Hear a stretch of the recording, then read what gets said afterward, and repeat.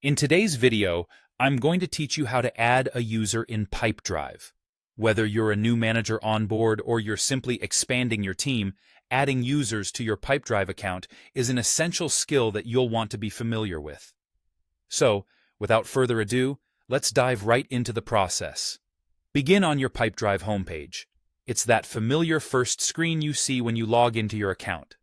Here, you should see a range of options, but the one we need is nestled at the top right corner of your screen. Look for your profile icon. It should be there. Now, click on that profile icon. This will bring up a drop-down menu with various account settings. From this drop-down, you want to look for the option that says Manage Users and click on it. This is where you'll manage all the people who are a part of your Pipedrive setup. Once you've entered the management settings, take a look at your screen for a button labeled Plus User. Clicking this option is your next step.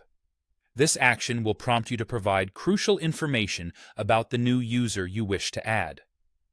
The first piece of information you need is the email address of the individual you're inviting. So, carefully type in their email address into the designated field. It's always a good idea to double-check this email for accuracy to avoid any invitation mishaps. After you've entered the email, take a moment to review everything. Then, click on the Preview button. This option allows you to ensure that everything looks perfect before proceeding. Once it is all reviewed, your next step is to go ahead and finalize the invitation. To do this, locate the button that says Invite One User and click it to send out the invitation. And that's it.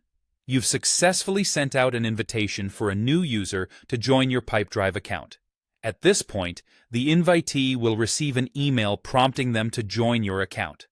Adding users is an essential task for any team lead, as it's central to keeping your team coordinated and up to date within Pipedrive.